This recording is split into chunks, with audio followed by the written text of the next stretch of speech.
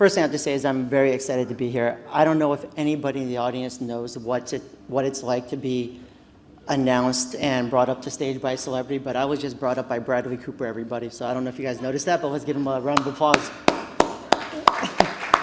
Gavin didn't hear that, but all right, let's move on. So I run a small company called PlayUp. We are a mobile sports app, social network, gaming company all around sports. So everything we do is dedicated in the context of sport. The one thing we say we're about is we're committed to enhancing the way sports fans engage around sports. So that in itself is a very powerful statement. There's a few ways I could take this presentation. I have only a few minutes to go with it. So rather than talk about what we do, all the things we do, I'll go straight into how we get things done. And I think that's probably what you guys want to hear. It's what's important nowadays, because for us, being a small startup, I would say from 2007 to 2009, I probably launched in the mobile web space about 20 products. Now, from 2009 to date, I've probably launched hundreds of products.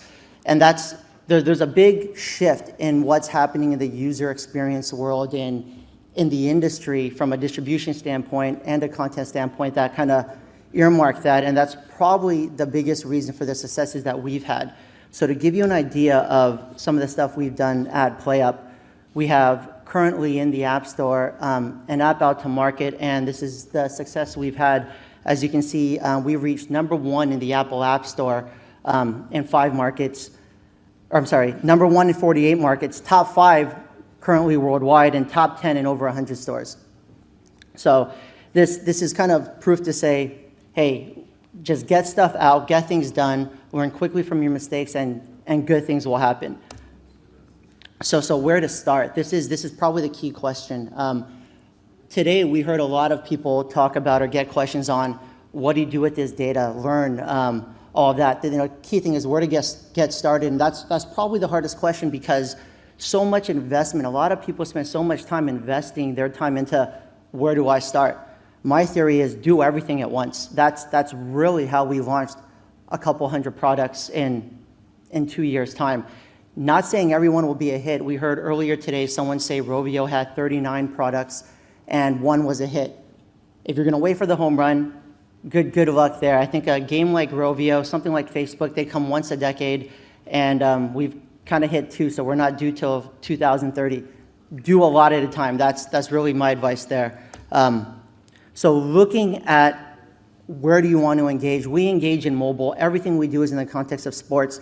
So if you look at how people are absorbing sports content now, 71% are still TV only, 11% digital only, but there is a good mix. 17% watch sports on TV and they're doing something online.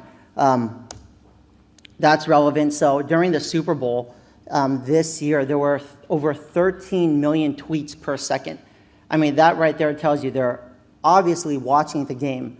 They're watching some piece of content live, but they're still engaging, they're interacting, and that's the power of mobile, that's the power of games, and that's kind of what we're looking to engage on, monetize on, et cetera. So the stats here, 61% of users use the internet while they watch TV, and 29% use Facebook. So the Facebook one's an interesting one. So you have almost a third of everybody that's absorbing some type of content on TV is not only just absorbing it, but they're most likely creating content as well. And that's the key differentiator. So we talked about data earlier and where to get started.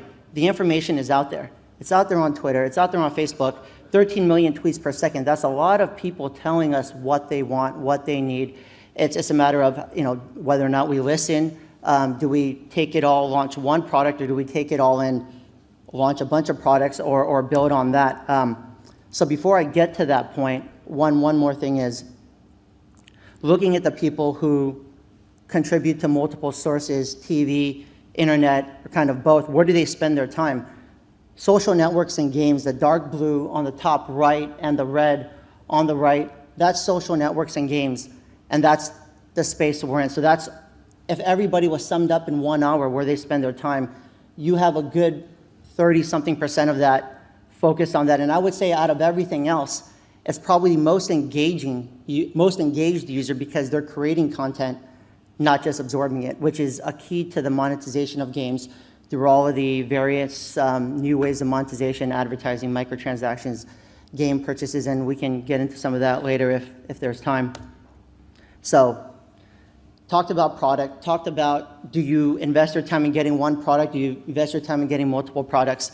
Keep things simple. That's probably the easiest way to do it. To use some of the games that are #1 in the App Store right now as an example, they're really simple. So simple my 3-year-old can play it. Takes one gesture, one movement, and you do the same thing over and over. It's addictive too, and that's what drives that engagement, drives the growth, and eventually drives the monetization. So our app, the PlayUp app, our social network app is around live sports. Currently, we have 74,000 plus live games a year inside our app, and the one thing we do, the single thing we do is we allow users to engage each other. If I were to ask how many people was watching a sports match, send a text after a goal happened, after someone got hit by a pitch, anything, I'm sure everyone would raise their hand, and that's exactly what we're looking to capitalize on here. So what we did was we provided a good user experience, and we combined habitual texting with a passion for sports. Now, this is an app we launched in October. We've launched 2 versions since then, and multiple apps since then. Just last week, we launched another version, and I'm just going to quickly go through this because there's not too much time, but the point I want to make here is we didn't get it right back in October. Launched in October, we have 2 million users, didn't get it right. We did another release in March. The user experience, as you can see just from my last slide, completely different. The big point there is you'll never get it right. So launch, keep things going, and that's what's going to keep your users, and then also keep things fun. So we launched a few games around cricket and also social games. So the stuff we did around cricket in India, and it's actually quite large in India. So PlayUp, in case you guys didn't know, and I'm sure you guys didn't, we are the 6th largest brand on Facebook in India behind Coca-Cola. All because we have social games around one sport, cricket. So that in itself is a feat. And the secret to our games is you have Kringo, sounds like bingo, well that's what you're playing. Everybody knows how to play bingo. We took bingo, put a cricket twist, and then there you go.